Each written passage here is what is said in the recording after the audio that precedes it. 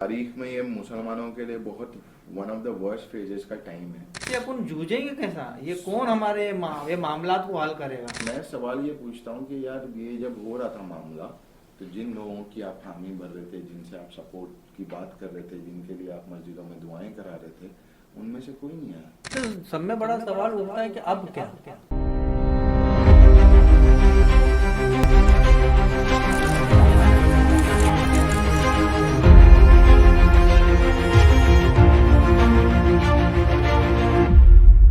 अस्सलाम वालेकुम वरहमतुल्लाहि वबरकातुहू। उम्मा थिंक शो पे बयान होने वाली बातें और व्यूज़ स्पीकर्स और गेस्ट के अपने पर्सनल व्यूज़ हैं। इससे ये हमारा कतई इरादा नहीं है कि किसी को ठेस पहुंचाया जाए या किसी को तकलीफ़ दी जाए या किसी को डिफेम किया जाए। इसका मकसद सिर्फ़ और सिर्फ एक क्लियर थॉट पेश करना है, और जो भी डिफरेंसेस आपको नज़र आएंगे वो कम्प्लीटली एकेडमिक डिफरेंसेस है। इसका मतलब ये नहीं है कि हम लोग तफर्रका पहुँचाना चाह रहे उम्मत के अंदर। This is completely for the purpose of uniting उम्मा इंशाल्लाह। अस्सलाम वालेकुम वरहमतुल्लाहि वबरकातुहू। वालेकुम अस्सलाम वरहमतुल्लाहि वबरकातुहू। Welcome to our very brand new show उम्मा थिंग्स। ये पॉडकास्ट टाइप इंशाल्लाह शो रहेगा जिसमें हम लोग उम्मत के क्रिटिकल पॉइंट्स को डिस्कस करेंगे और देखेंगे क्या मसले चल रहे हैं। तो मेरे साथ है सुफियान भाई, आर वेरी ओन मस्किटियर, और साथ में है इकबाल शेख, बिगनिंग फाउंडेशन के सदर है, और डॉक्टर साहब हमारी मस्किटर है अल्हम्दुलिल्लाह, और the corner stone Chronicle channel के ओनर और होस्ट अरकम खान। अल्हम्दुलिल्लाह। कॉर्नरस्टोन क्रॉनिकल रहते पूरे अदानी नहीं है भाई, बहुत बड़ी मल्टीनेशनल कंपनी नहीं है जो भी अल्हम्दुलिल्लाह। तो बेसिकली हम लोग ये जो आज का पॉडकास्ट है ये पोस्ट इलेक्शन थॉट के ऊपर है कि हमारे क्या थॉट है। तो उसको स्टार्ट करने से पहले मैं सबसे एक एक बारी पूछ लूँगा कि आपकी क्या तवक्को थी भाई इलेक्शन से? मतलब आपकी बार 400 बार वाज क्वाइट एक्सपेक्टेड, लेकिन अल्लाह की मर्जी से जो होने का जो रिजल्ट था वो तो पता चला, तड़प तड़प के सरकार कोई बन गई। ओके। बैसाखी पोस्ट इलेक्शन के बारे में पूछना है कि अपनी तवक्को के बारे में? हाँ, पहले अपनी क्या तवक्को थी इस इलेक्शन से? इस इलेक्शन से हमारी तो कोई तवक्को ही नहीं थी। किसी भी इलेक्शन से तवक्को नहीं थी। बस ये है कि एक माहौल चला था कि भाई अब बीजेपी को मतलब नहीं आने देना है। तो हमारे भाइयों ने फिर ईमानदारी का मुजाहरा किया कि अनकंडीशनल जो है सपोर्ट हर वो पार्टी को दिया जिसको बीजेपी को हराने का था। अब बीजेपी हार के हमारा क्या फ़ायदा होने वाला है या कोई और जीत के वो हमारे वास्ते क्या करने वाला है, इसमें सारे के सारे ब्लैंक है। Very well explain. What's your take doctor साहब? मेरा टेक बताऊंगा तो शायद कंट्रोवर्सी हो जाएगी।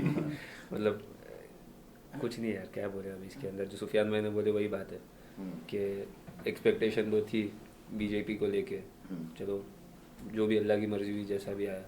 लेकिन अगेन अंकल की बात को कंटिन्यू करते हुए कि अब तुमने ये तो आ गया, चलो फिर अब क्या एक्सपेक्ट कर रहे हो तुम इससे? आपको लग रहा है कि अब सारी चीज़ सॉल्व हो जाएगी? आई थिंक वही डिस्कस होगा ना आज इंशाल्लाह। राइट। सो मी पर्सनली फीलिंग के जनरली स्पीकिंग ना कि एक और ये तो अपने इंडिया के वन ऑफ द मेजर जो पॉलिटिकल स्ट्रैटेजिस्ट है प्रशांत किशोर साहब, वो भी अभी खुल करके बयान दे रहे हैं कि मुसलमान जो है बदजन हो गए बीजेपी से। राइट। जो उनका थॉट प्रोसेस है या जिस तरीके का उनके हिसाब से एक सर्टेन लेवल का, and he very open about it कि यार मुसलमान बीजेपी को सपोर्ट नहीं करेंगे। एंड उनको ऐसा लगता था कि डिविसिव पॉलिटिक्स के खिलाफ मुसलमान सपोर्ट नहीं करेंगे, और राइटली सो। ये मुसलमानों का मामला नहीं है, दुनिया में कहीं पे भी जो भी कौम को ऐसा लगता है जो फील करके discriminated, so they always feel threatened and they always want to go around and find a better solution, logical or commonsensical. However, I personally, even though सब लोग बोल रहे थे 400 पार या बहुत सारी चीज़ें, या again BJP one side strong position में आने की है, but I had a very different take because at the end of the day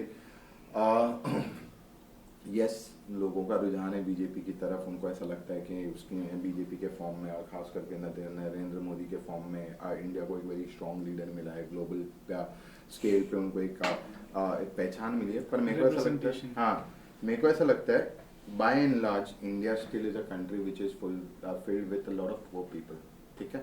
तो वो जो पुअर लोगों का जो डिस्ट्रेस था ना, मुझे एक अंदाजा था कि वो डेफिनेटली होने वाला है. Plus just around election whatever अल्लाह नोज बेस्ट, इलेक्शंस का आपके ये क्या नाम है उसके इलेक्टोरल बॉन्ड्स का इशू एंड ड्यूरिंग जो फेजेस ऑफ इलेक्शन थे और उसके अंदर जो एंटी मुस्लिम बयान थे, especially when it comes from प्रधानमंत्री साहब खुद, तो मुझे एक अंदाजा था कि हाँ ये पावर में तो ज़रूर आएंगे, but it's never gonna be a situation whereby ये कंप्लीट मेजॉरिटी में आएंगे.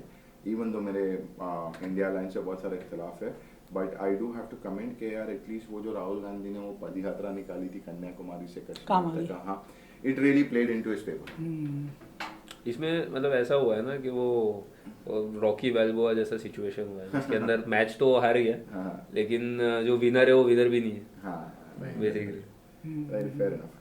इसमें लेकिन प्रशांत किशोर का ने जो एक एनालिसिस भी किया था वो भी इसमें कहीं ना कहीं रॉन्ग हो गया. प्रशांत किशोर जो बार सो दैट वाज, मेरे को ऐसा लगता है कि when it comes two numbers और सीट्स देखिए 100% तो कोई भी दुनिया के कोई भी इलेक्शन को प्रेडिक्ट नहीं कर सकता, राइट.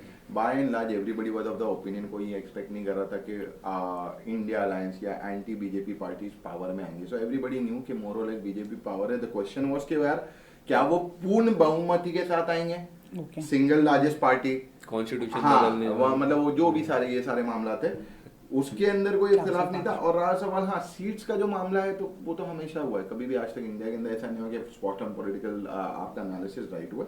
सो हाँ वो चीज़ हो सकती है 110%. And I feel very strongly कि एक मेजर फैक्टर वही हुआ है कि जब eight the end of the day एक गवर्नमेंट का बेसिकली काम होता है कि इंसानों के घर में टेबल पे खाना पहुंचाना. अगर वो टेबल पे खाना नहीं पहुंचेगा तो चाहे वो हिंदू हो, मुसलमान हो, क्रिश्चियन हो, he is gonna have disputes. और मैं ख्याल से ये इलेक्शन दिखाता है. बराबर. और इसके एकदम बरक्स जो है, जो जो जो कोई भी सोसाइटी के लिए एक डेंजर, मतलब इतना सीरियस मैटर है कि ये जो इसको जो नंबर्स मिले, जो ये फेनेटिक पार्टी को, कि इसको ना अर्बन जो पढ़ा लिखा तबका है उसने इसको एंडोर्स किया है. सो एक मैं इसमें क्वेश्चन रखता हूँ, उसमें आप फिर इसमें लेके आना. इसमें 2 क्वेश्चन है. तो अकॉर्डिंग टू डेटा कि ओवरऑल जो वोटर टर्नआउट था इस साल 65% था, लास्ट साल से 2% और कम था. तो मतलब जो साउथ इंडिया की पॉपुलेशन है उससे ट्वाइस ज़्यादा लोगों ने वोट दिए ही नहीं. इसमें मतलब 2-4 ऐसे एस्पेक्ट है ना भाई. या तो लोग सच में सिस्टम से ही बदजन हो गए, इसके लिए वोट देने नहीं जा रहे, ये हो सकता है. नहीं तो एक तो वो भी हो सकता है ना कि भाई वोट ही नहीं देने दे रहे, वो नहीं वीडियो थी मार मार के भगा रहे जो वोट देने जा रहे हैं उसको, या तो बीजेपी को वोट दो या मत दो, लोगों की टेस्टिमनी है. तो वो भी हो सकता है एक एस्पेक्ट कि किसी और को देने जा रहे थे जहाँ पर कोई और कैंडिडेट स्ट्रॉन्ग लग जाए वहाँ पे, तो वोट ही नहीं करने दे रहे. तो आपकी बात को ये एडिशनली और आगे बढ़ाएंगे तो ये कौन ऐसा सोच रहा है कि सिस्टम से बदजन हो गया? सिस्टम से बदजन कौन हुआ है? कौन सा क्लास बदजन हुआ है उससे? मैं थोड़ा सा इसमें ऐड कर दूं कि मैं भी ये पॉइंट ऑफ व्यू से एग्री करता हूँ कि जो स्पेशली जो यंगर जनरेशन है, स्पेशली वर्किंग क्लास पॉपुलेशन जो 25 से लेकर के 35, 38 तक 40 तक का है, और ये एक ग्लोबल फिनोमेना है. जैसे आप देखेंगे ना तो people are getting fed up of the current system, जो करंट पॉलिटिकल रियलिटी है, डेमोक्रेसीज वगैरह है. और इनफैक्ट इसमें मुसलमानों से ज़्यादा नॉन मुस्लिम्स भी हैं. आप स्टडी आफ्टर स्टडी उठा करके देखें, right. And I think so they have a right concern. उनको ऐसा लगता है कि सही है कि यार ये सिस्टम हमारी कोई चीज़ कर नहीं सकता, राइट. अगर if you look at ground realities, एक मेट्रो सिटी के अंदर, इंडिया जैसी कंट्री के अंदर आप 50,000 रुपये कमा करके आप अपनी फैमिली के साथ में रेंटल घर पे नहीं रह सकते. सही. सो आई थिंक सो वो एक बड़ा तबका था कि जो नीदर प्रो बीजेपी था या एंटी बीजेपी था. It's just that they were fade up of the system, या उनको ऐसा लगता था कि हमारा कुछ नहीं होगा. I mean it does not matter. Voting के एक दिन पहले भी हमने ऑफिस वैसे ही जाना है ट्रेन में लटक के, वोटिंग के दूसरे दिन भी हमने ट्रेन में लटक के जाना है, और ये उम्मीद में रहना है कि अगले महीने मेरी जॉब नहीं चली जाए. सही. लेकिन ये जो जॉब गोज लोग जो है इनको अपन लिटरेट क्लास में ही गिनेंगे ना 100%. ये तो एनालाइज के हिसाब से जो हमारे जो फार्मर्स हैं या जो एक्चुअल फिजिकल काम करने वाले लोग, लेबर क्लास लोग है ना, वो लोगों ने बीजेपी को नहीं दिया है बनिस्बत जो है ना पढ़ा लिखा तबका ना बीजेपी को, मैंने बीजेपी जो है उनकी जो आइडियोलॉजी है ना, हम ये जो पढ़े लिखे तबके के ड्राइंग रूम तक पहुंच गई है 100%, इसमें कोई खिलाफ नहीं। तो अपन ये जो मिडिल क्लास पब्लिक है जिनको अपन जॉब गोयर्स बोलते हैं, इनको लिटरल सेगमेंट में लेते हैं क्या इलिटरल सेगमेंट में लेते हैं, मतलब ये है कौन, ये कौन सा क्लास है? इसको अगर इस तरह से एड्रेस करते हैं, पढ़े लिखे इलिटरेट साइड में नहीं तो अगर ये एक पोस्ट से मैं वाकिफ हुआ था इंस्टा पे, तो देख रहा था कि अगर हम आज के लिटरेट लोगों को एजुकेशन सिस्टम के तहत लिटरेट कहते हैं ना, जिसके अंदर हमको सिखाया जाता है, सिविक प्रिंसिपल्स बताए जाते हैं, क्या अच्छा है क्या गलत वो बताया जाता है, तो क्या प्रोग्रेसिव होना किसको कहते हैं और उसको चॉइस करने वाले को हम लिटरेट कहेंगे, तो या तो एजुकेशन सिस्टम फेल हो गया या तो इनकी लिटरेसी पे आप डाउट कर सकते हैं। Right, fair enough, reasonable point है। आपने जैसे कहा इकबाल भाई कि अगर आप लिटरेट भी लोग हैं, ठीक है, लिटरल क्लास में ही होंगे क्योंकि ऑब्वियसली जॉब करने वाले लोग जो लोअर मिडिल क्लास, आपका जो मिडिल क्लास ग्रुप का ग्रुप है, so they are literal and it is absolutely right. देखें अगेन थोड़ा सा हिस्टोरिकल कंटेक्स्ट ये देना चाहूँगा कि जब आपके पास में you don't see a way out, एक नॉर्मल इंसान जब उसको लगता है यार मेरी लाइफ में कुछ बेटर हो ही नहीं सकता है, it is just gonna be a simple grind, मैं मरते मरते मर जाऊँगा just to make ends meet, so he starts looking for के यार ऑप्शंस क्या हैं, क्या चीज़ है कि मैं ये हालात में हूँ। I mean this is, I mean बहुत एक्सट्रीम एग्जाम्पल हो जाएगा, आप हिटलर वगैरह में भी देख लो। आई मीन वहाँ पर जब इकोनॉमिक डिस्ट्रेस था तो उनको ये बताना पड़ा, एक बोगीमैन क्रिएट करना पड़ा कि यार ये ज्यूज की वजह से आप गरीब हो, ठीक है। तो वहाँ पर भी जो मिडिल क्लास में काम करने वाले लोग थे उन्होंने कहा हाँ यार, तो वो अपनी सरकार की नाकामियां या अपनी पॉलिसीज की नाकामियां के लिए, और ये सिर्फ हिटलर से रिलेटेड नहीं, और मैं ये भी नहीं बोलना चाह रहा कि इंडिया में वैसा चल रहा है, बट बाय एंड लार्ज आप देखें दुनिया भर में ना, एनीवेयर यू गो, ये सिस्टम के अंदर लोग ऐसा ही होता है कि जब अपनी नाकामयाबियों को छुपाने के लिए ना, they always create a bogeyman. जैसे फॉर एग्जांपल यूरोप में अभी रिसेंटली कल या परसों का है, फार राइट पार्टीज ने यूरोपियन पार्लियामेंट पे उनकी मेजोरिटी आई है, and they all have the same thing कि यार इमिग्रेशन प्रॉब्लम है, ये जो रेफ्यूजीज आ रहे हैं वो प्रॉब्लम है, उसकी वजह से इकोनॉमिक हालत खराब है, ठीक है। पास में हिटलर करता था, राइट, साउथ अफ्रीका अपार्थाइड के टाइम पे गोरे करते थे कि यार ये जो बेचारे अफ्रीकन हैं ये चोरी करते हैं, ये ज्यादती करते हैं, ये लूटपाट करते हैं, नशा करते हैं, हमारी औरतों के साथ में ज्यादती करते हैं, and this is how the world works. इसमें हर दफा कोई ना कोई चीज इसको स्केपगोट कर सकता है। Exactly, straw man. हाँ, स्ट्रॉमैन। इसमें ना भाई ने ना, जैसे वो एजुकेशन वाला था, बहुत अच्छा पॉइंट एक बार बताए थे कि बिकॉज के पढ़े लिखे तबके से इस पार्टी को सबसे ज्यादा वो मिले वोट, है ना, तो उन्होंने ना एक बहुत अच्छा पॉइंट रखे थे कि एजुकेशन सिस्टम जो है ना, या तो हमने लिटरेसी के मीनिंग के अंदर मोरालिटी को नहीं लिया 100%, ठीक है, कि जो चीज़ हमें स्कूलों में और हर जगह सिखाई जा रही है, जिनको हम लिटरेट बोल रहे हैं ना, तो वो लिटरेट होने में ना मोरालिटी एक फैक्टर नहीं रहा, क्योंकि जिनको दिख रहा है यार, अगर कोई गाँव मतलब जो बेचारा आदमी सुबह जा रहा है शाम को खेत से जाके वापस आ रहा है, उसको दिख रहा है कि ज्यादती हो रही है क्योंकि उसके ऊपर हो रही है, एक चीज तो बात ये है, ठीक है, उसको दिख रहा है कि ये गलत है, तो जो पढ़ा लिखा है तो मतलब वो पढ़ाई अब मोरालिटी में डिफरेंशिएट करने में काम नहीं आ रही।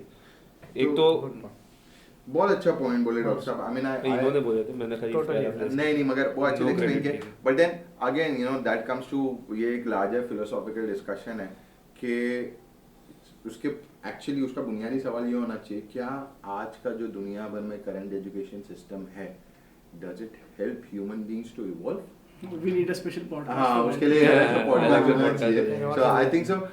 ये आपने मुख्तसर टच किया तो वो अच्छा पॉइंट था, but then let's move on to the current topic, वरना वो उसके लिए हम लोग अलग से पॉडकास्ट करेंगे। शुरू हो जाएगा। हाँ, शुरू हो जाएगा। तो नेक्स्ट क्वेश्चन ये है कि मुसलमान लोग ने क्या वो अचीव किए जिसके लिए वो एम कर रहे थे इस इलेक्शन में? हाँ, बस मेरे ख्याल से तो पहले तो डिस्कस ये करना चाहिए कि मुसलमान एम क्या कर रहे थे।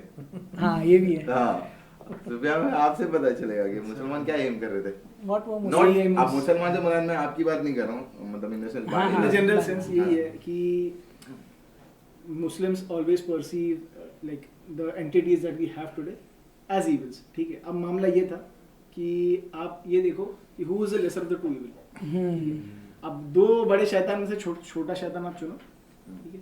अब उसमें से जो आपको वो थोड़ा बहुत दे दे, एक्नॉलेज कर दे तो ठीक, या 14 पेज के मैनिफेस्टो में आपका एक बार नाम ना ले तब भी ठीक। तो बेसिकली ये था। So also take अब ये मुसलमान जो है ना अपने आप में एक मैनिफेस्टेड पर्सनालिटी है, वो खुद मैनिफेस्ट हुआ है दुनिया में, लेकिन वो अपनी हैसियत ही नहीं पहचान रहा है कि मैं इधर मैनिफेस्ट हुआ हूँ, यानी किसी औरों के लिए मैं मैनिफेस्ट हुआ हूँ। You are walking manifesto. तो वो अपनी हैसियत को ही भूल गया है, तो अब ये किसी और से तवक्को करना तो एकदम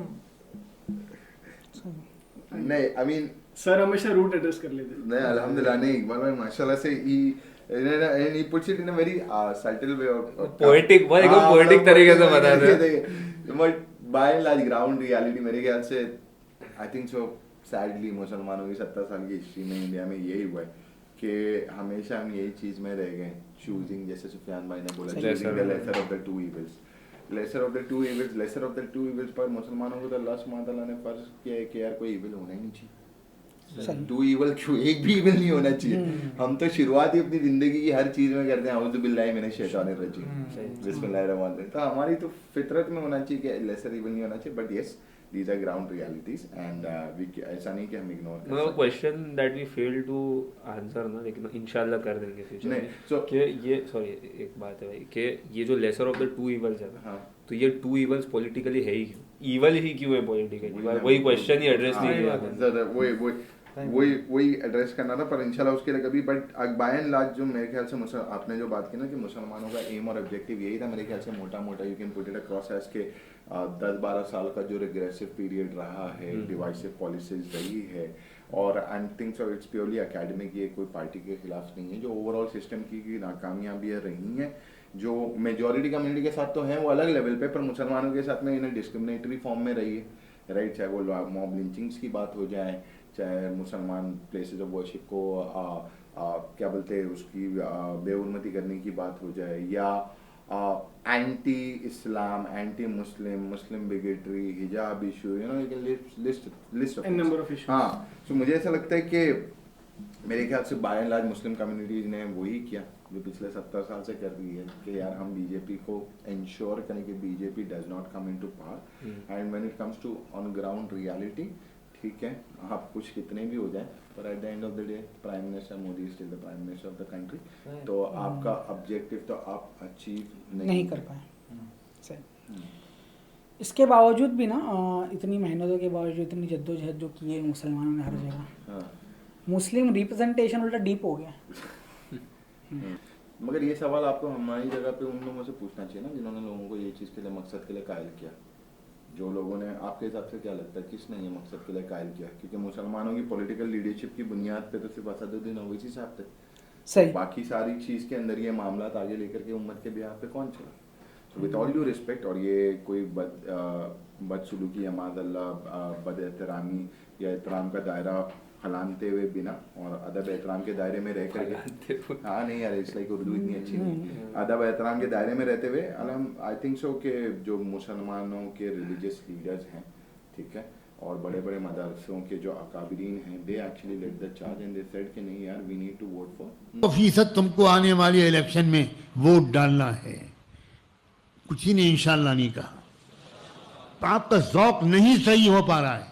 मैं कसम खा के कहने को तैयार हूं कि अगर आपने वोट न डाला, अगर आपने अपने मोहल्ले और ख़ानदान के लोगों के वोट डलवाने की फिक्र न की, तो क़यामत के दिन आप पकड़े जाएंगे। मैं डंके की चोट पर कह रहा हूँ। नॉन बीजेपी पॉलिटिकल पार्टीज, और जैसे हमने ऑब्जेक्टिव्स डिसाइड किए थे और जैसे आपने बताया तो वो ऑब्जेक्टिव अचीव नहीं हुए, तो ये सवाल तो हमको पूछना चाहिए ये भी है कि ये ऑब्जेक्टिव अचीव नहीं हुए, तो एक पहला सवाल ये है कि क्या आपने ऑब्जेक्टिव सही सेट किए थे, नंबर 2 आप सवाल ये दूसरा है कि आप ये ऑब्जेक्टिव जो अचीव करना चाहते हैं उसके लिए जिनको आप सपोर्ट करते थे उन्होंने कोई चीज़ को एक्नॉलेजमेंट दिया था?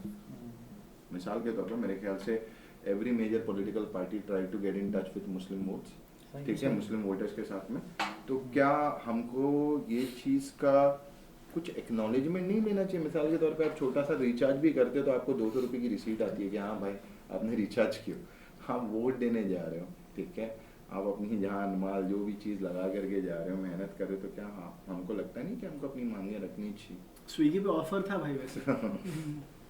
अभी तो सब में बड़ा सवाल उठता है कि अब क्या, अब अच्छा अब क्या, मैं मतलब कुछ और चीज़ में ऐड ये करूँगा कि मतलब जैसे जिस दिन इलेक्शन था, यानी कि election commission control the whole nation, agreed, बराबर,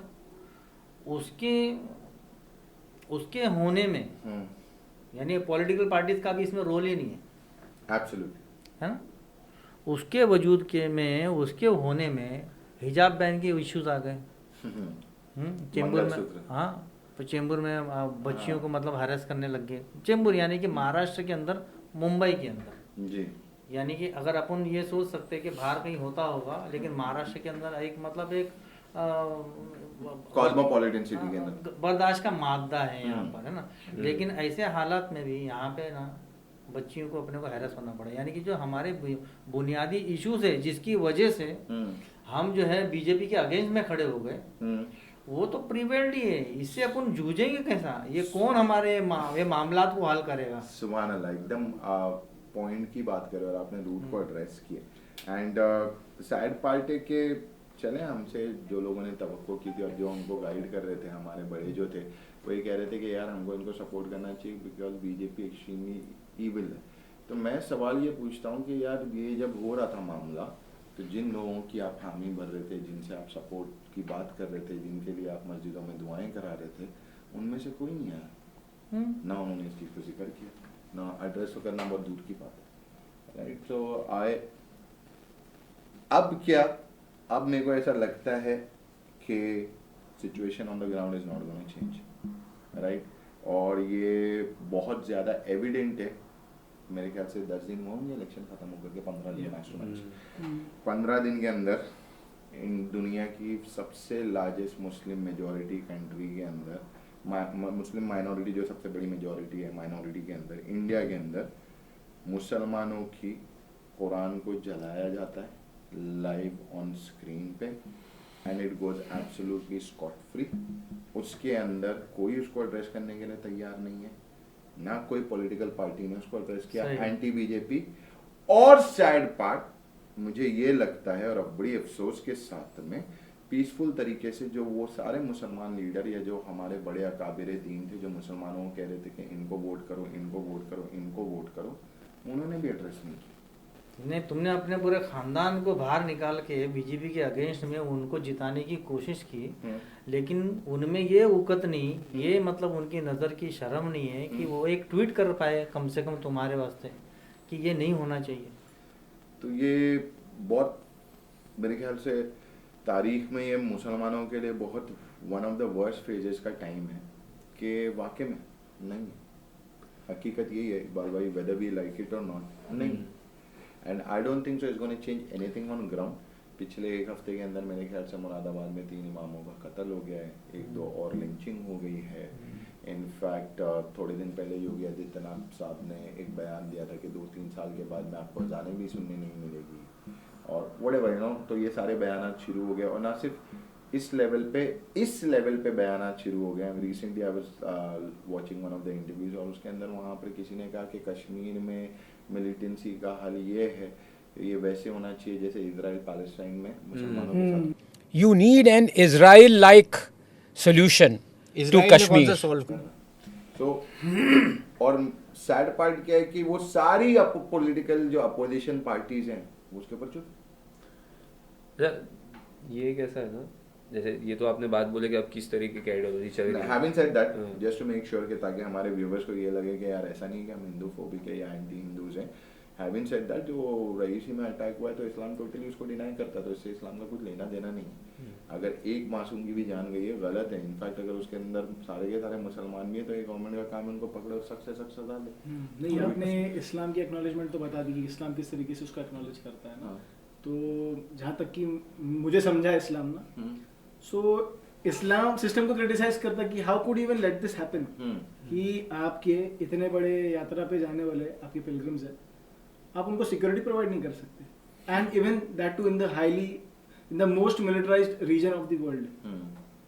तो ये तो फिर आपका सिक्योरिटी फेलियर होना चाहिए। नहीं, 100%। I mean like for example unfortunately sad part यही हुआ है ना कि कश्मीर के अंदर जो भी मिलिटेंसी से रिलेटेड इशू है ना, अनफॉर्चुनेटली उसके ऊपर by and large time and time over and over again हमेशा मुसलमानों को दोष दिया गया बाय एंड लार्ज, और इस्लाम को उसके लिए कटेल में खड़ा किया गया. But however terrorism is just a local phenomena, because across the board अगर ये होता तो इंडिया के अंदर मेजॉरिटी मुसलमानों की पॉपुलेशन कश्मीर के बाहर बहुत सारी जगह पे होता.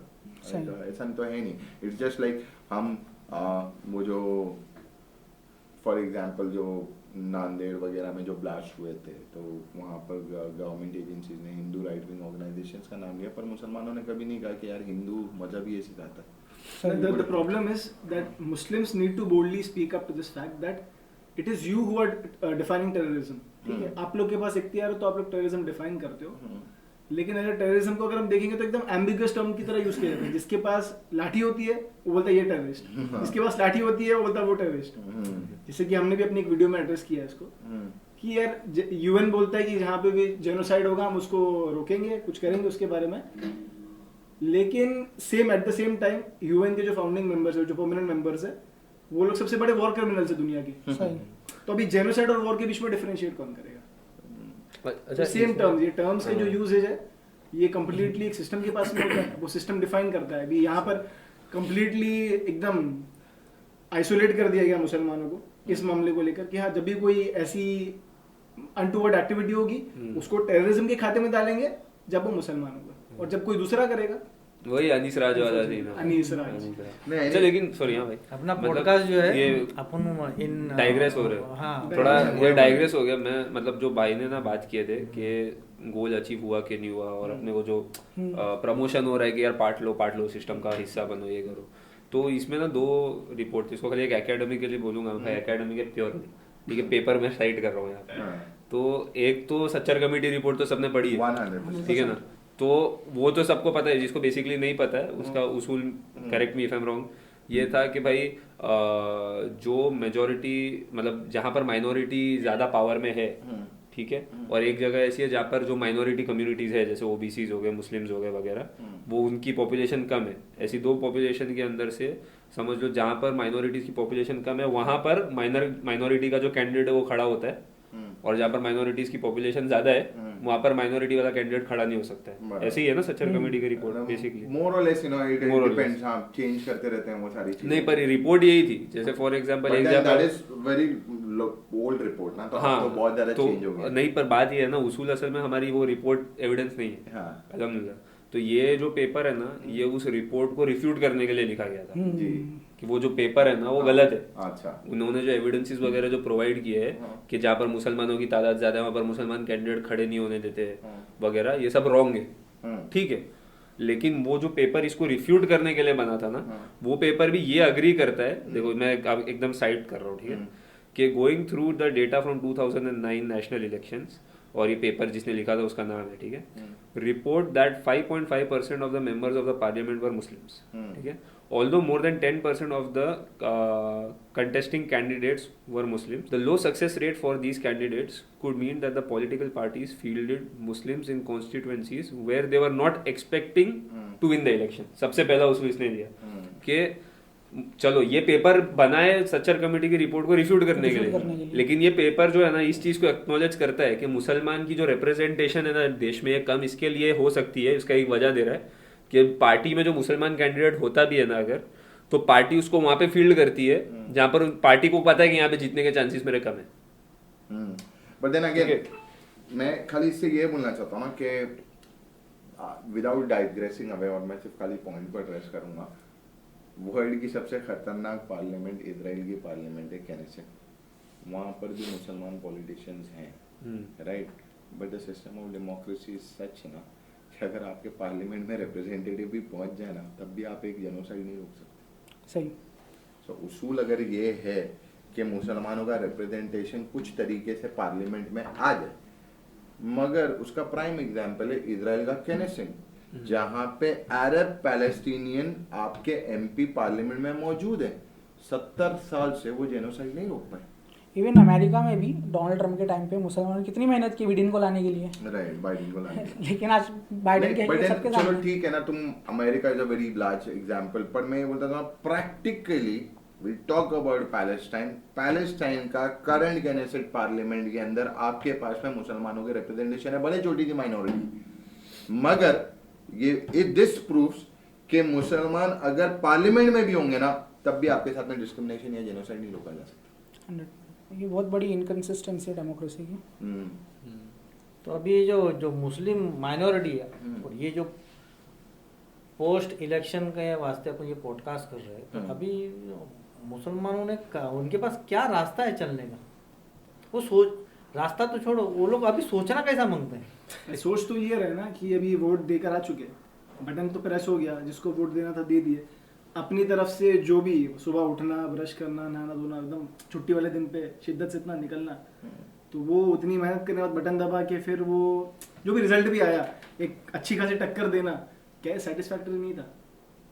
नहीं ये इसको ये खैर ये तो एक अच्छी बात है। एक अच्छी बात है। क्या प्यारे तरीके से सुफियान ने पुट अप किया है, अल्हम्दुलिल्लाह कि तुमको कुछ ऑप्शन ही नहीं मिला, बोले बहुत अच्छी बात है। मैं इसी को, ये जो चीज इस्तेमाल हुई है ना जी मुस्लिम कम्युनिटी को मोबिलाइज करने के वास्ते, राइट, मेंबर, यानी कि कांग्रेस को, यानी अगेंस्ट बीजेपी जितनी भी पॉलिटिकल पार्टीज ऑफ इंडिया है, इसको वोट देने के वास्ते मेंबर को मोबिलाइज किया गया 100%, आई एग्री। तो आज अपन अभी तक का अपन उलमाए कराम का गिरेबान नहीं पकड़े थे ना, पकड़ना चाहिए। अब जो है ना गिरेबान पकड़ने का टाइम आ गया है कि भाई आपके बोलने की वजह से हमने वोट डाले, नाउ व्हाट? एग्जैक्टली। उनको जो है ना, उनको पॉलिटिकली जो है ना मोबिलाइज करने का ये मौका है। ये बाद में इसका असर आएगा तब आएगा, लेकिन इसकी शुरुआत अभी हो जानी चाहिए कि मेंबर पे से तूने फर्ज बोला, तूने सुन्नत बोला, बराबर है ना, या तो मेरा इसका स्वाब प्रोवाइड कर तू किसी भी तरीके से मेरे खाते में, है ना, नहीं तो इसका मटीरियलिस्ट ग्राउंड जो है, मटीरियलिस्टिक ग्राउंड है ना, इसका फायदा मेरे को पहुंचना चाहिए। Agree, you hit the nail on the head. ठीक है, मैं थोड़ा सा जैसे हमारे माशाल्लाह से यू हैव द लेवरेज, आप इतने साल से सोशल वर्क कर चुके हो, लोगों के साथ में जुड़े हुए, तो आपके पास वो लेवरेज के आप डायरेक्टली बोल सकते हैं। बट आई एग्री कि यस, अगर हमसे बोला गया है, मस्जिद के मेंबरों को इस्तेमाल किया गया है कि हमसे वोट डलवाने के लिए, और हमें ये भी फतवे दिए गए हैं कि ये फ़र्ज़ है और ये वाजिब है, और कहीं कहीं पे तो ये भी माशाल्लाह से उलमा इकराम ने फरमाया कि ये पार्टी को वोट करो, हमने डिसाइड दिया है, फतवा किया, व्हाटएवर। आपकी बात एकदम राइट है कि ये टेक्निकली हमारा राइट है। फिर हम उनसे सवाल पूछें कि भाई हमने वोट किया, अब हमको इसके हिस्से का सवाब और इसके हिस्से का रिजल्ट मिलना चाहिए। पर हाइपोथेटिकली स्पीकिंग, लेट्स से हमने ये सवाल उठाया, ठीक है, अब जाहिर सी बात है जो हमारा अकाबिरीन है, जो बड़े हैं दीन में, जिन्होंने हमें ये चीज़ की गाइडेंस दी थी, मगर वो पॉलिटिकल पार्टीज तो उन्हीं को नहीं पूछ रही। तो ऐसी सिचुएशन है हाल में, रियलिटी ऑन द ग्राउंड, हम अगर हमारे उलमा इकराम से बोलेंगे तो वो बोलेंगे ठीक है हम उनको बोलेंगे, पर तो वो तो सुनने के लिए तैयार नहीं होंगे। यही तो वजह है उनको मतलब हरकत में लाने की, और कौन सी वजह है? नहीं, तो प्रॉब्लम ये है ना कि अभी जब हम लोग पॉलिटिक्स की बात कर रहे हैं, so why are we only keen about politics only in the context of voting? हम बाकी भी तो ज़रा यूज़ कर सकते हैं ना। सो उसके ऊपर तो अलग डिस्कशन हो सकता है, किस तरह से पॉलिटिक्स की जा सकती है, किस तरीके से नहीं, पीसफुल प्रोटेस्ट वगैरह, अलग अलग तरीके से पोस्ट इलेक्शन एनालिसिस है ना, तो नहीं, अगर पॉलिटिक्स करने की बात है, व्हाट नेक्स्ट, तो उसमें फिर we need to make sure that at least we are asking the right questions. 100%। अगर सही सवाल नहीं पूछेंगे तो जवाब ऊपर वाले आएगा पूछ के बता, ऐसा सवाल पूछो कि भाग ना सके। राइट। नहीं, मेरा बोलने का मतलब क्या था, मैं वापस से मैं अपनी बात को अच्छे से प्रेजेंट करता हूँ। मेरा बोलने का मतलब ये था कि हमने इस इलेक्शन में मस्जिदों को मोबिलाइज होते हुए देखा है। जी जी जी जी बिल्कुल, ठीक है ना, तो हमको इस कंसिस्टेंसी को मेंटेन रखना है। बट हमको जो है ना मसाजिद को अकाउंटेबल हेल्ड करना है कि मेरा अच्छा भी तेरे वजह से होएगा, मेरा बुरा भी इस वजह से ही होएगा, बराबर, मैं इसके लिए तैयार हूँ। राइट, क्योंकि ये मेंबर की वजह से मैंने सामने वाले किसी भी बंदे को मैंने वोट दिया, जी जी, आपके बोलने पे दिया, राइट, है ना। तो आज से आप काम पे लग जाओ, आपका काम खाली नमाज पढ़ाना नहीं है। और जब तक का मस्जिद मोबिलाइज नहीं होगी पॉलिटिकली, है ना, तुम जो है ना वो इस्लाम का सेंस ही नहीं दे पाओगे, जो एक्चुअल इस्लाम जिस वजह से इस धरती पे आया है, आदम अलैहिस्सलाम से लेके रसूल पाक सल्लल्लाहु अलैहि वसल्लम तक का। नहीं मगर अगर लेकिन वो फिर बात यही है ना कि किसको बेसिस बना के मसाजिद जो है ना मोबिलाइज होती है, ये बहुत बड़ा क्वेश्चन ये अगर- बहुत बड़ा, मगर उसके लिए अलग एक पॉडकास्ट चाहिए उसके लिए बहुत, हाँ उसके मतलब लिए बात अलग- वही है। है। एक टच बेस कर सकते हैं इस पे। हाँ बोल। हाँ, नहीं, इसी थोड़ा ऐसा बेसिक उसूल खाली दे दो कि नहीं, क्योंकि ये जरूरी है ना। देखो क्योंकि अभी जैसे अंकल ने ये बोला ना कि हुई है मोबिलाइज, तभी तो इतना बड़ा मुसलमान टर्नआउट हुआ है ना। है ना, अब कोई फर्ज अगर करार दे रहा है तो मिंबर पे से ही करार दे रहा है फर्ज उस चीज को, बराबर। ठीक है। तुम वोट नहीं करोगे तुमको गुनाह भी होएगा। अभी पोस्ट इलेक्शन की जब अपन बात करेंगे तो हमारा अप्रोच क्या रहेगा? हम तो ब्लैंक ही है, हम तो हमारे first हाथ समझ ही नहीं। है ना, हमारे हाथ से तो कौन उठने वाला नहीं है। बीजेपी के अगेंस्ट में जाने जो पावर में उसके अगेंस्ट में हम खड़े हो गए, हाँ। है ना। हमको हुसैन तो बना दिए लोगों ने, अल्हम्दुलिल्लाह, है ना, कि हम खड़े तो हो गए, हाँ। है ना। अब जो है जो हमारे साथ में है हाँ। ना, जिन्होंने हमको खड़ा किया कि भाई खड़े हो जा बच्चा, हाँ। है ना, तो जिसकी सुन के हम खड़े हुए हम्म। उसको मतलब उसको जिंदा रहना जरूरी है। हम्म। आज हम घर पे चले जाएंगे ना तो वो मेंबर जो है ना वापस जो है ना फॉल हो जाएगा। लेकिन मैं यहाँ डिसएग्री क्या करूंगा, पता है कि मेंबर एक्टिव हुआ ये तो आप अग्री करते हैं, है ना। लेकिन जो जिसको बेसिस बना के एक्टिव हुआ है ना, बेसिस इन द सेंस कि इस इस्लाम। चीज के पीछे हम्म तुम अपनी मेहनत करो, हम्म ठीक है, इसमें वोट करने जाओ, इसको वोट करो, उसको वोट करो, जो जिस चीज को बेस बनाकर मेंबर एक्टिव हुआ है ना, वहां पे डिसएग्रीमेंट है ना, मेरा नहीं इस्लाम का। बात ये है। मतलब जस्टिस तुम्हारा हक उधर से अदा नहीं हो सकता, लेकिन फिर भी एक्टिव हो गए तुम, तो अब बेसिस क्यों नहीं इस्लाम को बनाया जाए और वैसे ही मोबिलाइज किया जाए। बस वही करना है। नहीं बट मैं ये बोलना चाहता हूँ कि आई डोंट थिंक सो कि ये पर्टिकुलर डिस्कशन में उसको इंक्लूड करना चाहिए। मे बी है ना अनदर टाइप पे ये टॉपिक रख करके अपन रख सकते हैं कि बेसिस क्या होना चाहिए। हाउएवर मूविंग फॉरवर्ड ना, जो आपने इकबाल भाई आपने बात करी ना, लेट्स से रियलिटी में मैं अग्री करता हूँ, लाइन ऑफ एक्शन यही होना चाहिए एज अ उम्मत लेमैन, हम लोग सब यहाँ पे लेमैन, ठीक है, जो हमको गाइड करते हैं हमारे बड़े हैं। तो इन प्रैक्टिकल रियलिटी लेट्स से जो मस्जिद में आपने बयान सुना जहाँ पे आपको ये कहा गया कि जुमा के खुतबे में कि आप इंडिया को या अखिलेश यादव को या XYZ को वोट करो, सो इन रियलिटी आप उसको प्रैक्टिकली जा करके कैसे अकाउंट करोगे कि चलो मैं वोट करके आ गया हूँ, तो आप प्रैक्टिकली उसको कैसा सजेस्ट करेंगे कि क्या करना चाहिए? जा करके हमने ये पूछना चाहिए वो इमाम साहब को कि इमाम साहब आपने बोला था XYZ पार्टी को वोट करो, मैंने वोट कर दिया, उसके बाद में भी हमारे साथ में ये हो रहा है, तो इमाम साहब बोलेंगे यार मैंने थोड़ी बोला था, मेरे को तो ऊपर से ऑर्डर आया था। तो ऊपर से आप चीन तक का जाएंगे, चले लेट से मकातिब फिक्र की बात करें, खुल के बोल देता हूँ, देवबंद है या बरेलवी मदरसा है, अगर उन्होंने बोला गया है तो उनसे हम क्या सवाल पूछें? अभी जैसा अपन जो है ना जो पॉलिटिकल पार्टीज है या जो भी गवर्नमेंट मशीनरीज है ना, वो लोग बराबर काम नहीं करते हैं, है ना, तो अपन उनको एक्सपोज करते हैं। ये ऐसे इस्लाम को बिलीव करते हैं, है ना, कि अपने दीन को छोड़ के दूसरे के सिस्टम को मजबूत करने बोलते हैं, और वहां पर भी उनके लिए क्या है इनको मालूम नहीं है, वो क्यों उसको सपोर्ट कर रहे हैं वो भी इनको मालूम नहीं है। वेरी स्ट्रॉन्ग वैलिड पॉइंट है ना, मगर अगर वो ये बोल सकते हैं ना कि भाई वो तो जुल्म कर रहा है, ये जुल्म नहीं। अभी पोस्ट इलेक्शन का अगर अपन देखेंगे, चलो हमारे पास सामने अभी समझो मोदी जी तो बैठ गए जी, तो तुम्हारी मेहनत तो मतलब ये है कि उनको पूरा इख्तियार नहीं मिला, है ना, इसमें तुम सफल हो गए, हाँ ठीक है ना। लेकिन आप जो है तुम्हारी डिमांड्स आप किससे मतलब कौन आपसे कॉम्प्लाई करेगा? जो तुम्हारी मजबूरियां हैं, जो तुम्हारी ज़रूरत हैं, वो कॉम्प्लाई करने के आते तो वो बंदे लोग जिनको तुमने वोट किए तो वो तो है ही नहीं। प्रॉब्लम ये है ना, ये इनकी ये बात इतनी अभी अलार्मिंग है, अगर इसको वहाँ पर मैं ऐड करूँ जी कि ये जो इन्होंने कहा कि हमको हुसैन बना दिया जा चुका है, ठीक है, सो यजीद्स आर्मी नो हु हुसैन इज। अब आप आइडेंटिफाइड हो चुके हो कि you have revolted by pressing a button as a whole community against the existing system. बहुत अच्छा पॉइंट। अब आप लोग लेबल हो चुके हो, हाँ। अब आपका क्या? अब आपने जिनको जिताया ना, अब उनका हाथ आपके ऊपर से हटा, so then you are totally vulnerable कि आपके साथ कुछ भी हो। मगर एक छोटा सा पॉइंट यहाँ पे ऐड करना चाहता हूँ इकबाल भाई और सुफियान दोनों से कि बट यही तो हम 70 साल से कर रहे हैं, पिछले 70 साल से यही किया जा रहा है जो आप बोल रहे हैं ना कि आप ये बात भले आज दुनिया भर में सोशल मीडिया में भी कैमरा मोबाइल फोन की वजह से हमें पता चल जाता है कि मस्जिदों में ये आम है, but this was a consistent practice पिछले 60-70 साल में जो हमारे दीन में बड़े थे, जो बड़े बड़े मदरसों के लीडरान थे, वो हमेशा ऑलरेडी एक अपनी साइड पिक कर लेते थे। तो हमारे साथ तो यही हुआ जा रहा है। तो बात ये है कि 70 साल में अगर उन्होंने डिलीवर नहीं किया है तो हमने कौन सा अकाउंटेबल कर लिया? हमने भी तो अकाउंटेबल नहीं किया ना।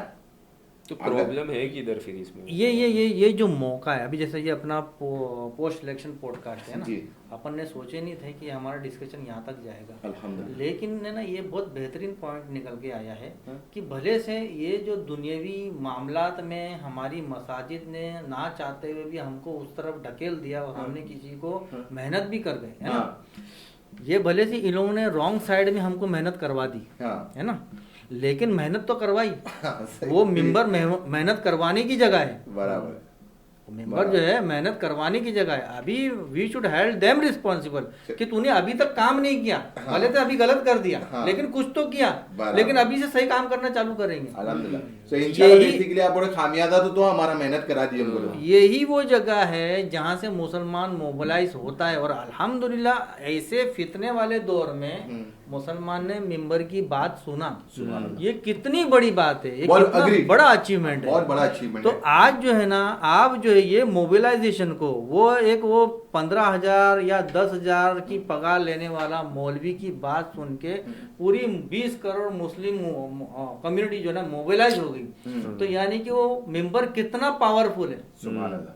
ये आज देखने को मिला। अपने को इनको जो है ना एक्नॉलेज करना मांगता है। नहीं, अग्रीड, माशाल्लाह, वेरी गुड पॉइंट। हमको जो है ना हमारी खैर यहीं से है, अल्हम्दुलिल्लाह। एक लेकिन थोड़ा सा एक फिलोसफिकल पॉइंट पे हमको एक डिसोनेंस देखने को मिलता है कि this system being a secular system, ठीक है, जिसके अंदर रिलीजन का कोई लेना देना नहीं होता, और हमको इस चीज़ का प्रमोट किया जाता है, पुश किया जाता है कि आप इसको बाकी रखो, इसको इंटैक्ट रखने के लिए आपकी रीजन लगा दो। अब इसके साथ रिकंसाइल करें तो करें कैसे?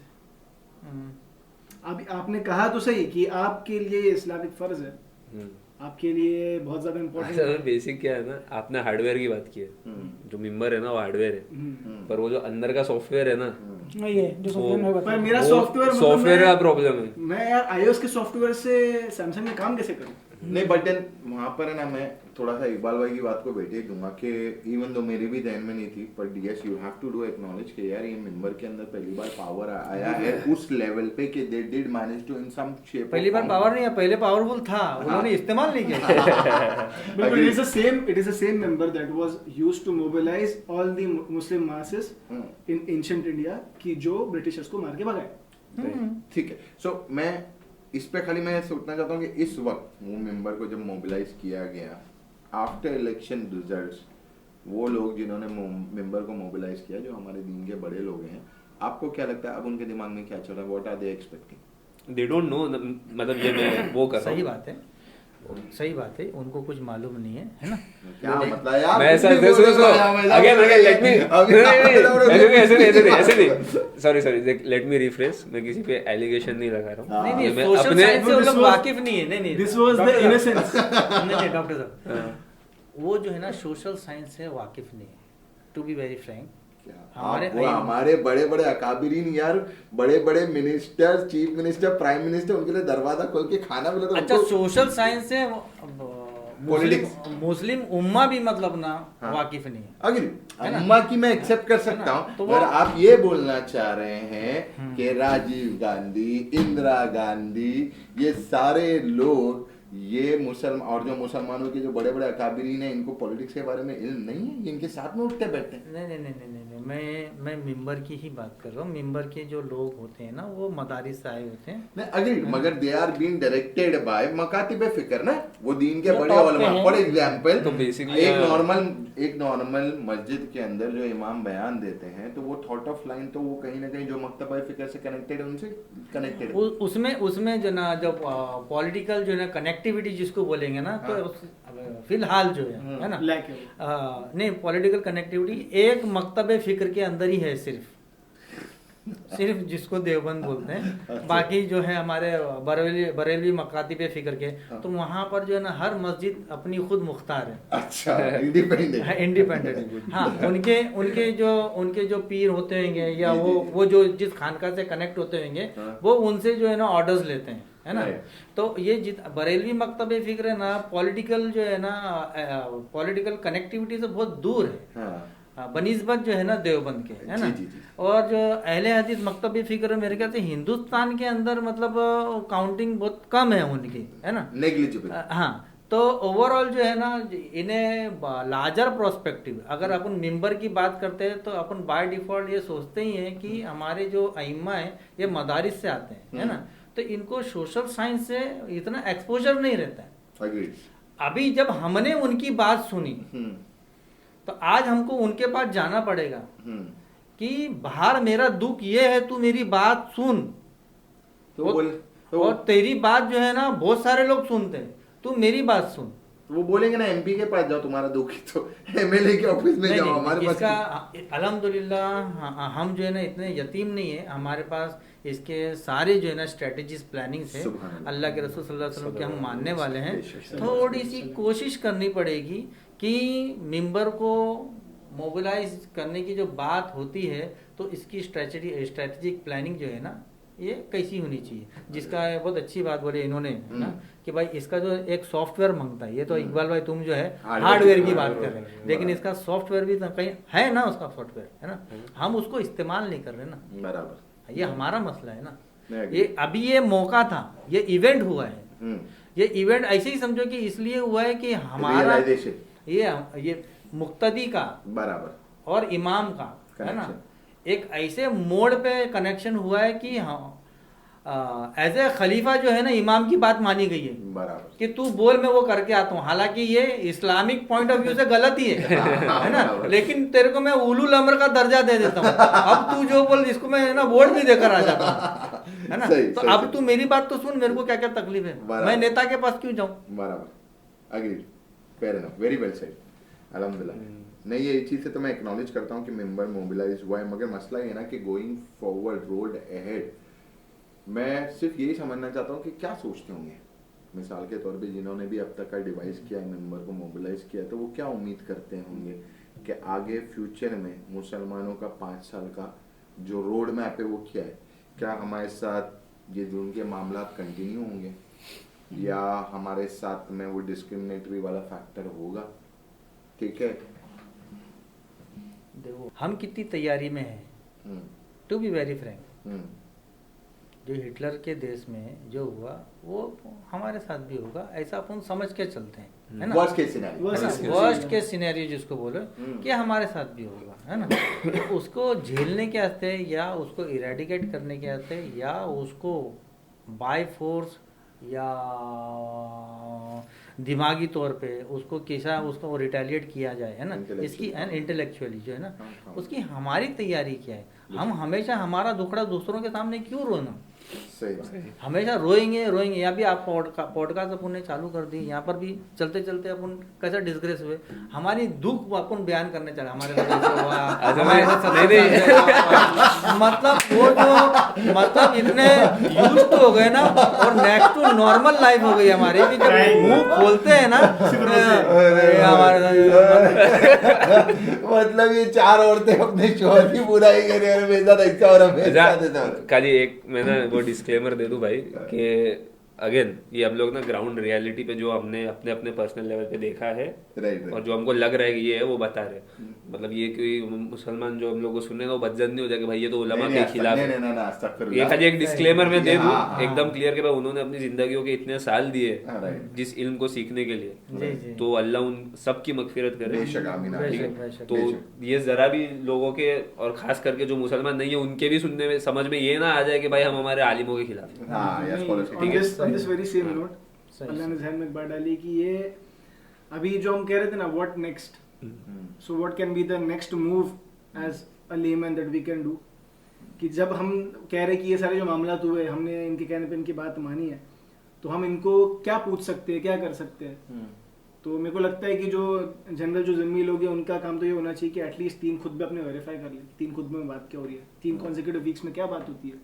अब एक वीक में तो देख ले 3 इमाम शहीद हो गए, अब इसके बारे में क्वेश्चन किसने किया, और वो से ये जो भी इवेंट्स आपकी कम्युनिटी के साथ पेश आते हैं या जनरली दूसरे भी जो जुल्म के इंसिडेंट्स है, मणिपुर भी क्यों ना हो, हाँ। उसके बारे में भी डिस्कस होता है नहीं, क्योंकि आप तो जिम्मा लेते हो ना, मुसलमान बीइंग मुस्लिम के पूरी दुनिया का जिम्मा लेते हो, तो आप लोग वो सारी अकाउंटेबिलिटी आपके खुतबों में देखते हो कि नहीं। अब आपके खुतबों से आपको वोट करने के लिए कहा जाता है ना, तो आप ये भी उनसे बाइज्जत बाएहतराम ये पूछे कि इस चीज के बारे में जो भी वाकया पेश होने वाले, अल्लाह बचाए, या जो भी हो रहे हैं अभी तक के, उनके ऊपर आपका क्या स्टैंड है और हम किस तरीके से इनके बारे में एक्शन ले सकते हैं। And that should happen on a community, on a major level, एक छोटे लेवल पे नहीं कि आपने बस आप जाके एफआईआर फाइल कर दी, आपने ये कर दी, वो नहीं। आपका एक कलेक्टिव एफर्ट क्या होना चाहिए उसके ऊपर, तो that should be the next step इंशाल्लाह।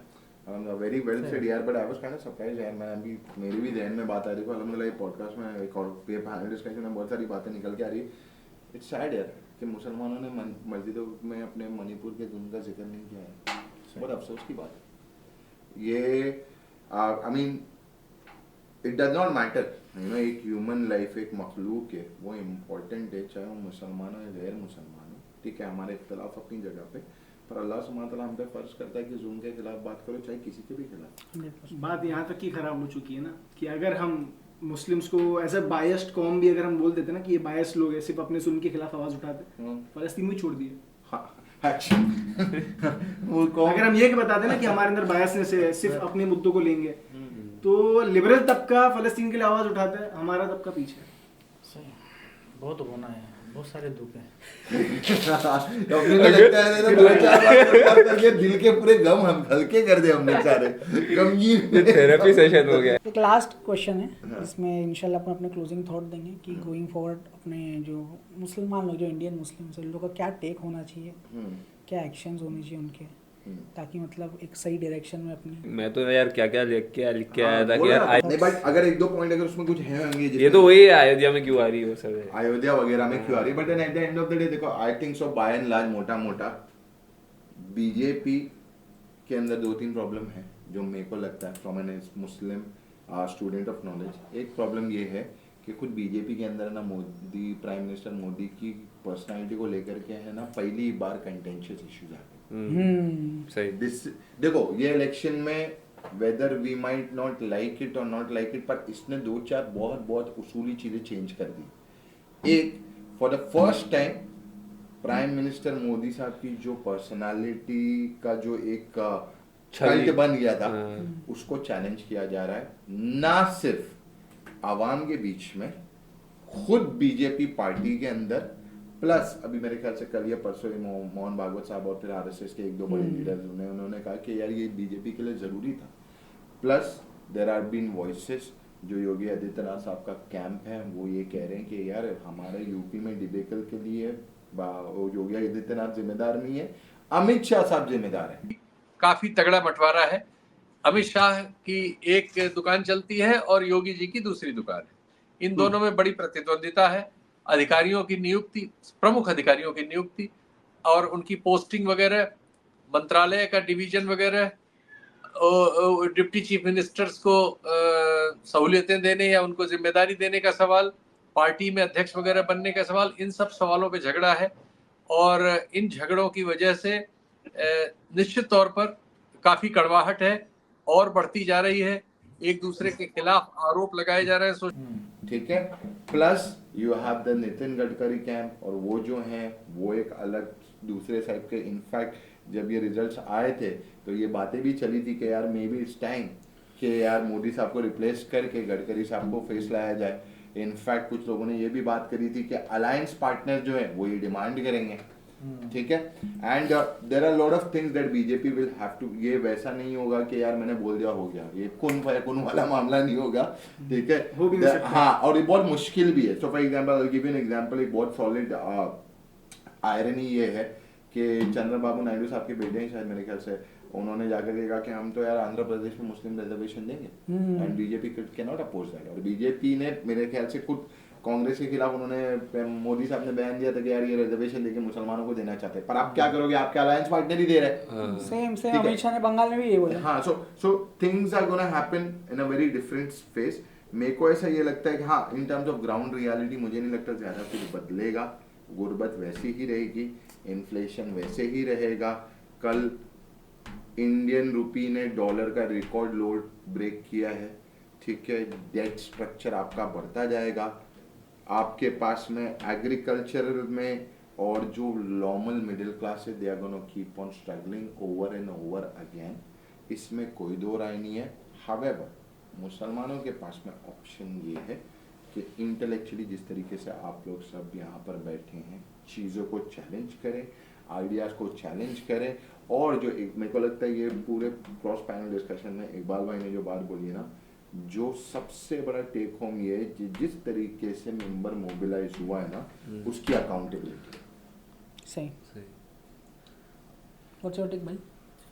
अल्हम्दुलिल्लाह एग्री विद अरकम भाई स्टेक की ये जो पूरे मामला है इसको जिस तरीके से प्रीवियसली कैपिटलाइज किया गया अब इसको छोड़ना नहीं चाहिए, क्योंकि सही। अभी रिसेंटली मतलब मैं अपना एक इंसिडेंट बताऊंगा, एक कलीग के साथ शेयर करा था प्रायर टू इलेक्शंस। वो हम इस बारे में बात करते हैं किस तरीके से जो इंडिया अलायंस है वो किस तरीके से हमारे बारे में बात भी नहीं कर रहा है, and then to we are push to vote for them, ठीक है। तो he was pointing out some factors कि हाँ यार देखो उन्होंने इस तरीके से कहा है, जो कि काफ़ी एम्बिगुअस टर्म्स में, मतलब एक एम्बिगुअस स्टेटमेंट को वो हमारे फेवर में लेकर आ रहे थे। तो मैंने कहा ठीक है भाई, even if we acknowledge that, good to go. इसके बाद क्या आप मुझे अश्योरेंस देते हो कि that you will work for the overall cause of the upliftment of the उम्मा? तो अगर मैं आज उनसे दोबारा सवाल जाके पूछूँ ये कि भाई वोट करने के बाद, ये इलेक्शन के रिजल्ट आने के बाद what should we do next, there won't be खाली ब्लैंक। सो इसी के लिए मैं जो प्रपोज कर रहा था यहाँ पर कि हमको कोशिश करनी चाहिए, रिपीटिंग दैट अगेन, कि एटलीस्ट अपने 3 खुतबे एटलीस्ट देख लो कि क्या होता है। अगर वहाँ पर कुछ नहीं हो रहा तो एटलीस्ट अपील करो कि कुछ हो। हम जाने ना दे इस मौके को। नहीं, अल्हम्दुलिल्लाह अग्री। इंशाल्लाह। मैं इकबाल भाई आप क्या सजेस्ट करना चाहेंगे कि ये अकाउंटेबिलिटी का फैक्टर ये इसको कैसे रियलिटी में कैसा रखा जाए? क्या आप जो मेंबर की जो अकाउंटेबिलिटी की बात करें उसको रियलिटी में क्या हमको वो सारे दीन के बड़े लोगों को अप्रोच करना चाहिए कि आपके बोलने पे हमने तो वोट कर दिया, तो अब आप ये सारी चीज़ों का सोल्यूशन दे, या आप इस चीज़ को कैसे देखते हैं? अकाउंटेबिलिटी कैसे? बिकॉज सुनने में ना बुरा मत मानना भाई, बहुत अच्छा लग रहा है, और उसको प्रैक्टिस में कैसा डालें? प्रैक्टिस में कैसा डालें? देखो प्रैक्टिस में सीरत उन नबी इज़ द बेस्ट एग्जाम्पल। और हमको अइम्मा मसाजिद को ये बोलना जैसे कि सूरज को चिराग दिखाने के बराबर है कि आप सीरत उन नबी पढ़ो, है ना? तू बोले nail on the head. है ना? Who are you? Who you? अगर हमारी जो बात है, द बेस्ट केस जो इतना अच्छा मामला ये 2024 के इलेक्शन में जो हुआ है मेरी नज़र में, वो यही हुआ है कि मस्जिदों की बात मानी गई है, किसी ने उनको क्वेश्चन नहीं किया। बराबर। हम अगर किसी को मतलब मशवरा देते हैं, बोले पिछले टाइम पे तो ऐसे हुआ था, अब क्या उखड़ जाएगा, जाने दो ना, ये वो है ना। लेकिन मस्जिद ने बोली तुमको बीजेपी के अगेंस्ट में वोट देना है ना। मुक्तदी ने सुना, जाके वोट देकर। अभी हमको सीरतुन नबी के वो चैप्टर्स जो है ना एक्नॉलेज करने पड़ेंगे कि जो अल्लाह के रसूल सल्लल्लाहु अलैहि वसल्लम सिस्टम के खिलाफ सहाबा कराम को कैसा उभारा, कैसा एलिवेट किया। थोड़े थे ना, माइनॉरिटी में थे ना, हम भी माइनॉरिटी में ही है ना, है ना। और उनके पास पूरा सिलेबस है सीरतुन नबी का, है ना। तो वो उसका सेगमेंटेशन करके जो हमारे पे आज की तारीख में जो हम पे एप्लीकेबल है ना, उसके हर मस्जिद को वो दर्ज देना चालू करने का, कम से कम उतने पार्ट जो सिस्टम को एड्रेस करता है। माइनॉरिटी में होते हुए, है ना, तागूत को किस तरीके से चैलेंज करना है, सुभान अल्लाह। कम से कम हम मस्जिद से बिल्डअप करना तो चालू करें। सही। अल्हम्दुलिल्लाह, वेरी नोबल थॉट भाई। अल्लाह करे कि अभी कोई ये बोले कि अभी अपन करेंगे, बाहर जाके अपने को वो दिखना मांगता है, तो ऐसा तो होने वाला नहीं है। तो सैक्रिफाइस देनी पड़ेगी। असल में एक कहीं ना प्रॉब्लम, चलो मेंबर का तो आपने अकाउंटेबिलिटी बोले, लेकिन मैं क्या बोलूँगा ना, जो मुक्तदी है ना उनके ऊपर भी एक अकाउंटेबिलिटी, क्योंकि आप जब इमाम सिलेक्ट करते हो ना तो आप कोई स्टैंडर्ड देख के सिलेक्ट करते हो। अगर मुक्तदी का ही कंपास सही नहीं है कि मेरे इमाम के अंदर ये क्वालिटीज होनी चाहिए, बराबर, देखो फिर इतने सारे दुख बयान होंगे ना, नहीं दुख नहीं, मतलब एक पार्ट क्लोजिंग थॉट्स है ना। फिर वही हो गया, फिर वही हो गया कि वो we are peeling the onion के मतलब। बट मैं कहती छील के दे दो, देखो छील के दे दो, लेकिन दे तो सही लोगों को। लोग बोलेंगे अच्छा कल से जाके मैं इमाम साहब को सवाल करके आऊंगा सीरतुन नबी पढ़ो। अरे भाई तूने पढ़ी? एक क्वेश्चन ही है ना, क्योंकि जब मैं खुद पढ़ूंगा कि यार रसूलुल्लाह सल्लल्लाहु अलैहि वसल्लम की सीरत क्या थी, एक लीडर की क्वालिटीज क्या है, कैसी होनी चाहिए, तब वो स्टेंसिल पे फिर मैं देखूंगा ना कि कोई सच बोल रहा है गलत बोल रहा है। आपको ऐसा लगता है कि हम किसी को बोलेंगे सीरतुन नबी पढ़ो तो जाके पढ़ के आएगा?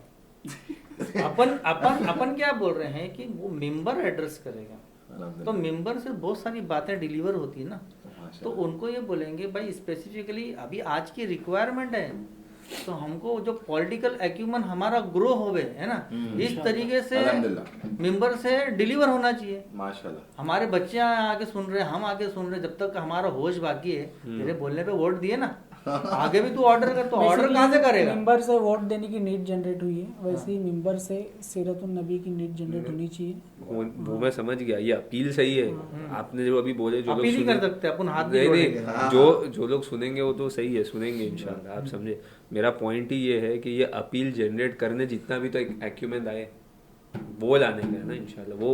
वो भी एक एस्पेक्ट मैं एग्री करता हूँ डॉक्टर साहब से कि अग्रीड है, तो वो एस्पेक्ट आप लोग करो पॉडकास्ट के थ्रू इंशाल्लाह। वो इंशाल्लाह अभी आप थोड़ा हिंट कर दूं ना, उसके अंदर देखो अनफॉर्चुनेटली माफ करना फिर से रो रहा हूँ कि इस्लाम को एज अ सोल्यूशन देखना बंद कर दिया। तो ये नीड रीजनरेट करने के लिए और इस हकीकत को, अल्टीमेट ट्रुथ को वाजे करने के लिए उस ट्रुथ की नीड को फिर से रिवाइव करना पड़ेगा। अग्री। तो ये एकदम आसानी, मतलब कम जुमले में यही है, Islam is the only solution for humanity. तो उसकी तहकीक करो और उसको मस्जिद के मेंबर से बयान करो। हर शर में खैर होता है। बिल्कुल सर। ये जो हमने शर किया है, इसमें से ये खैर का पॉइंट है कि मस्जिद मोबिलाइज हुई है, इससे बड़ा और कौन सा खैर का पॉइंट रहेगा, है ना? अग्री, अल्हम्दुलिल्लाह। और अगर इस चीज के लिए मोबिलाइज हो सकती है तो हर एक चीज के लिए हो सकती है इंशाल्लाह, अल्हम्दुलिल्लाह। सो आई थिंक सो, मैं माशाल्लाह से it was amazing cross panel discussion है, एंड आई एग्री कि बहुत सारी चीज़ों में हम सिर्फ राय रख सकते हैं, मगर when it comes to Muslims ना, और माशाल्लाह से इस सब चीज़ में इकबाल भाई की राय जो उन्होंने रखी है, और ये चीज़ बहुत अच्छा जो जुज़ निकला है इसका कि finally members started actively acting. पहली बार वो एक्टिवली एक्ट करने लगे दुनिया की हक़ाइक़ को लेकर के, ना कि सिर्फ आसमानों की और जन्नत की और जहन्नम की बात है। अल्हम्दुलिल्लाह। सो मेरे ख्याल से ये बहुत बड़ी अच्छी पहल है, और इसके लिए जो भी उलमा इकराम जिम्मेदार है अल्हम्दुलिल्लाह, उनको अदब एहतराम के दायरे में उनसे रिक्वेस्ट है कि उनको ये चीज़ कंटिन्यू करनी चाहिए इन द फॉर्म ऑफ सीरत रसूलुल्लाह। सो अल्हम्दुलिल्लाह, आई think so it's a fantabulous effort.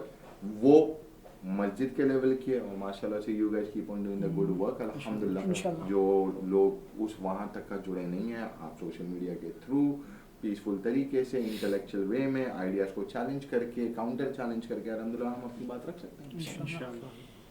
मतलब इस पॉइंट पे इंशाल्लाह कंक्लूड करते हैं, और उम्मा थिंग्स का पॉडकास्ट ऐसी कंसर्निंग और प्रेसिंग बातों पे इंशाल्लाह कंटिन्यू करेंगे। और आप लोगों को क्या लगता है कि मुसलमानों को क्या करना चाहिए, ये भी कमेंट सेक्शन में क्या बिल्कुल आपका बताएं। दुख भी हमारी तरह है? With this said, अस्सलाम वालेकुम व रहमतुल्लाहि व बरकातुहू।